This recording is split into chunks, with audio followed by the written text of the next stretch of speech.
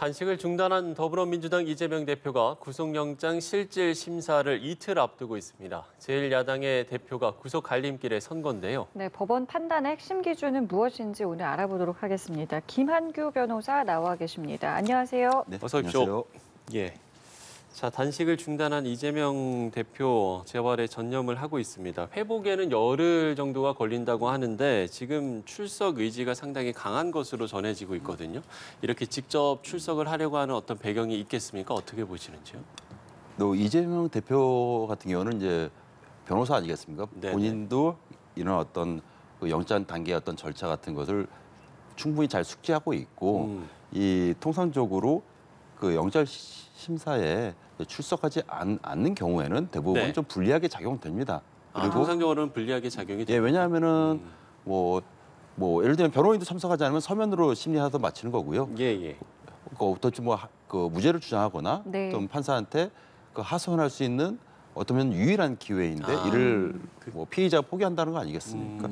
또 더군다나 또 이재명 대표가 이제 국회 표결 전에 네. 그 당내 의원들에게 우회적으로 좀 이제 부결 메시지도 좀 던지지 않았습니까? 이런 상황에서 그 26일 예정된 그 영장 실질 심사를 뭐 가지 않거나 네. 또는 뭐 서면 심리를 하거나, 연기를 연기를 신청하거나 하거나. 이렇게 되면 또 정치적으로도 좀 부정적으로 작용할 우려가 있기 때문에 오히려 정명 승부를 하겠다 뭐 이런 측면을 좀 강조 아닌 거 아닌가 싶습니다.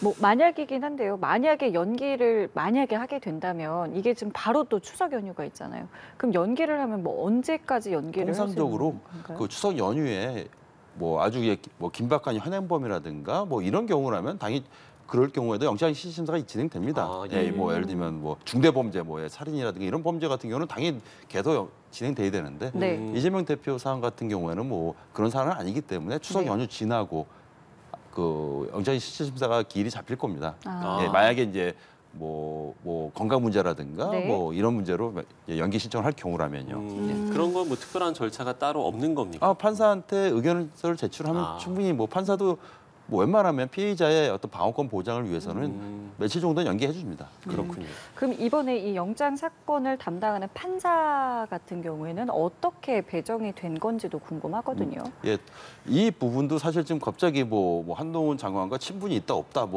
이런 걸로 예, 뭐 좀 그런 또, 논란이 예. 있었는데 사실은 그 저뿐만 아니라 이런 영장 절차를 경험해본 많은 어떤 뭐 변호사들은 이것에서 참 불필요한 논란이다.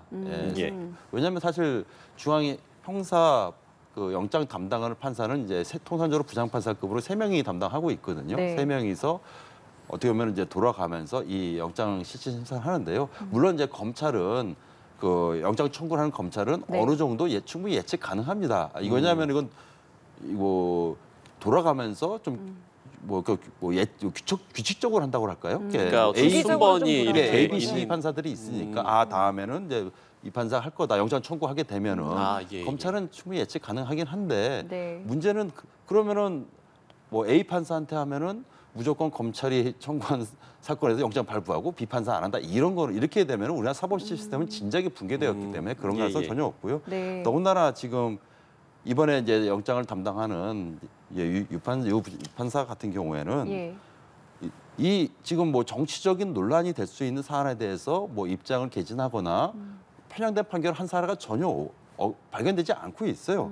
예를 들어 단적으로 예를 들면은 뭐 최근에 이제 구속이 되었지만 박영수 특검 같은 경우는 검찰의 영장 청구에 대해서 범죄 자체가 지금 다툼의 여지가 있다고요. 아예 기각을 한 당사자의 이 판사 자체가 그렇기 때문에 그 대장동의 어떤 주요 핵심적인 사건임에도 불구하고 그런 판사이기 때문에 지금 민주당 측에서 제기하고 있는 뭐 정치적인 논란 뭐 이런 것은 좀 불필요한 논란이다. 아마 뭐 기록과 증거, 네. 뭐 도주 우려, 증거 인멸 염려 이런 부분으로 판단하지 않을까 생각합니다. 그럼에도 만약에 심사 이전에 어떤 뭐 문제 제기를 한다라고 한다면 이 배정이 바뀌는 경우도 혹시 있습니까? 거의 없습니다. 예. 저런 경우는 있겠죠. 뭐 예를 들면은 뭐 친인척 관계다. 뭐 그래서 뭐 법원에서 정하고 있는 제초 회피 기피 사유 뭐 이 정도로 아주 뭐 피의자랑 뭐 그 정도 관계라든가 아주 특별한 관계다. 그렇지 않는 한은 없습니다. 예.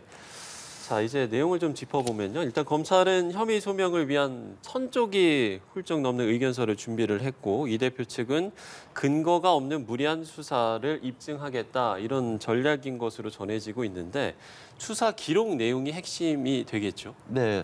얼마나 사실 영장을 발부하냐, 네. 내년 기각하느냐의 가장 중요한 핵심적인 요소는 충분하게 이 범죄 사실이 특히 이 중대한 범죄 사실이 소명되느냐 이게 1차적으로 걸러져야 되는 거고요. 그다음에 이것이 소명이 되었다. 그러니까 검찰의 주장이 어느 정도 입증이 되었다 하면은 과연 도주 우려, 증거인멸 우려가 있나 이 부분으로 가게 돼 있거든요. 예. 근데 뭐 이재명 대표 같은 경우는 도주 도주 우려는 우려는 없을 전혀 거 없다고 아니에요. 보고요. 예, 예. 결국 그러면은 검찰이 주장하는 세 가지 혐의, 뭐 백현동 개발에 관한 배임 혐의라든가, 뭐 유증교사라든가, 유증교사.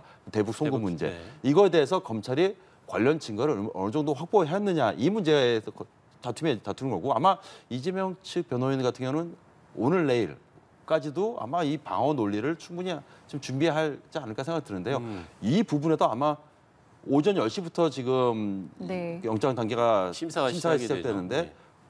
제 추측컨대는 오전 내내 아마 검찰이 주장할 것 같고요. 검찰이 범죄 혐의, 뭐 증거 이런 주장할 것 같고 아마 오후 돼서부터 이제 변호인이 방어 논리가 나오지 않을까. 그만큼 오랜 시간이 좀 걸릴 것 같습니다. 양쪽 주장이. 그리고 하게 되면 범죄 소명이 어느 정도 전전이 돼야지만 이제 증거인멸 문제가 되는데 네.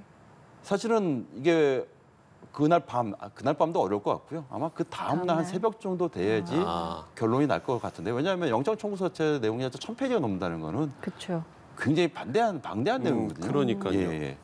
그러면 이렇게 영장 심사의 경우에는 뭐 검찰 측의 의견을 듣고 그다음 이제 이 대표 측의 의견을 듣고 그리고 나서 이제 심사는 종료를 하고 그 이후에 이제 그 판사가 그것을 토대로 이제 심사를 하고 그 예. 이후에 결과를 내놓는 이런 형식인 건가요? 절차가 예, 통상적으로는 그렇게 이제 검찰이 당연히 이제 왜 피의자가 어떤 범죄를 저질렀고 어떤 증거가 있고 증거인멸 우려가 있다 이 점에 대해서 충분히 소명을 해야 되니까 네. 그럼 소명을 하게 되면은 이제 변호인이 반대 논리 피게 되죠. 근데 물론 중간 중간에 또 공방을 합니다.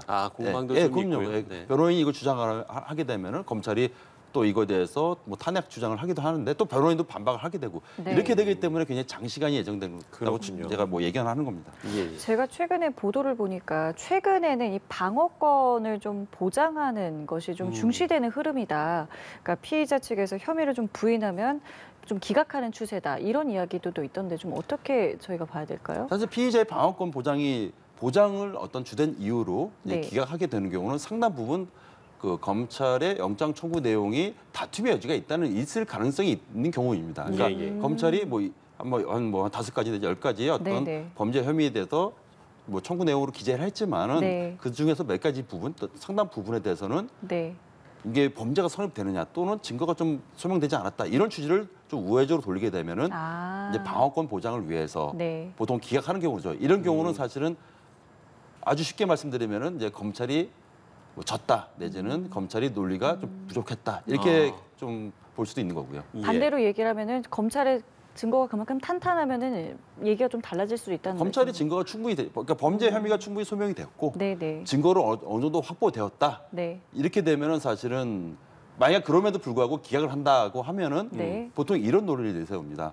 그러니까 뭐 충분히 범죄 혐의가 소명되었고 증거도 확보되었기 때문에 증거인멸 우려가 없다. 그래서 기각된다. 이럴 경우는 검찰이 아직도 아까 또 쉽게 말씀드리면 검찰이 네. 뭐 이겼다 졌다가 좀 적절치는 않지만 이긴 사례로 봐야겠죠. 예. 그렇군요.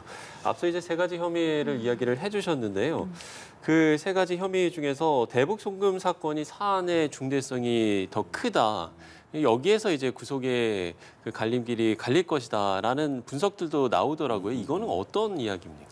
사실은 핵심은 이제 백현동 개발과 관련된 이제 배임 혐의랑 네. 대북 송금과 관련된 그 뭐 외국환 관리법 위반이라든가 이런 부분인데요. 사실은 이게 뭐 두 가지 범죄가 사실은 뭐 양축이라고 봅니다. 물론 세 가지를 뭐 영장 청구 사유로 했지만은 이 양축이라고 보여지는데요. 그쵸. 왜냐하면 지금 앵커께서 말씀하신 이런 북한 어떤 이런 돈 자금 전달 같은 송금, 송금 예, 전달 같은 경우는 지금도 이제 쌍방울 김성태 회장이라든가 그 당시 그 평화부지사로 있었던 이화영 부지사 현재도 재판이 진행 중일 뿐만 아니라 네네. 특히 이제 이화영 부지사 같은 경우에는 뭐 언론에 보도된 어떤 재판 상황을 보면은 계속 진술이 좀 뭐 번복이 된 점이, 되거나 뭐 이런 측면도 있지 않습니까? 물론 범죄 자체도 뭐 중대하긴 하지만은 과연 여기서 그럼 검찰 논리가 이렇게 진술이 번복되는 와중에서 그러면은 증거인멸 우려가 있는 거 아니냐. 내지는 증거인멸이라는 것이 이렇게 종이로 된 증거를 뭐 폐역한다, 뭐 없앤다라는 것도 있지만 사람의 진술을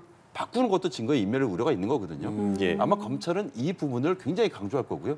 이에 대해서는 아마 이 대표 측에서 어떠한 방어 논리를 구성할 것인가 이것도 좀 귀추가 주목됩니다. 예, 그 또 하나의 뭐 변수라고 해야 될까요? 그것은 이제 이 대표의 건강 상태가 아닐까 싶습니다. 일단은 뭐 회복에 들어가긴 했습니다만 상당한 시간이 좀 필요하다고 나오고 있는데 이 부분도 고려가 될 수 있는 사안이라고 생각을 하십니까?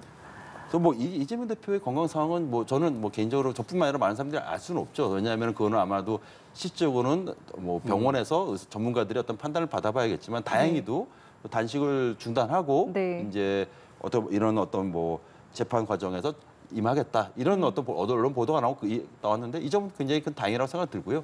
근데 과거에도 이런 영장 재판을 받는 경우에 뭐 예를 들면 뭐 우리 사회의 또 권력자들이라든가 또 많은 사람들 재벌들이라든가 휠체어 타고 오는 경우가 종종 있지 않았습니까? 예. 굉장히 뭐 병원에서 바로 실려오는 경우도 있고요. 근데 그렇다고 해서 구치소라든가 이런 교정기관에도 뭐 전문 의료기관이 있고 아니면 잠깐 뭐 구금되었다가 구속집행 정지할 수도 있기 때문에 이런 부분이 만약에 구속 여부에 영향을 미친다면은 네. 향후에 영장 심사에 있어서 다른 어떤 사례들도 흉내낼 우려도 있기 때문에 아마도 지금 담당 판사 같은 경우는 오직 범죄 혐의, 검찰이 주장한 혐의, 그다음에 증거인멸 우려 네. 이 부분만 볼 것 같고요. 저도 개인적으로는 같은 법률가 입장에서 이렇게만 좀 정당하게 판단해서 검찰의 주장이 맞는지 아니면 이재명 대표의 어떤 주장이 맞는지를 판단하는 것이 옳지 않나 생각됩니다. 예. 그러면 변호사께서 보시기에는 마지막 질문으로 드리면 네. 변호사께서 보시기에는 가장 핵심 쟁점이 됐고 구속 여부를 가릴 핵심 쟁점은 어떤 쟁점이라고 보시는지 끝으로 이야기 듣도록 할게요. 저는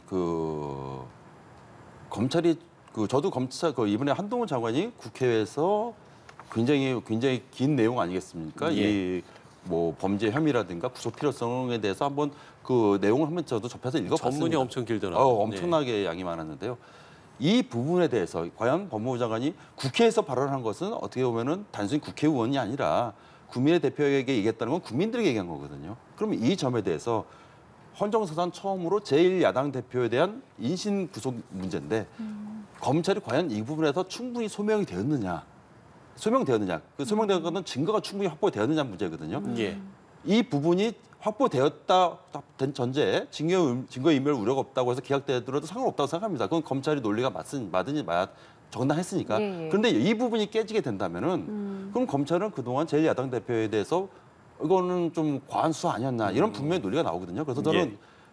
뭐 영장 발부 기각보다 더 개인적으로 궁금한 것은 그렇게 많은 내용의 범죄 혐의가 충분히 관련 증거가 확보되었느냐. 결국엔 증거네요. 예, 증거가 충분되었느냐? 이 부분이 오히려 좀 관심이 개인적으로 되고 네. 여기에 좀 초점을 맞춰야 되지 않나 생각됩니다. 예, 알겠습니다. 오늘 말씀 여기까지 함께하겠습니다. 지금까지 김한규 변호사였습니다. 고맙습니다. 고맙습니다. 예.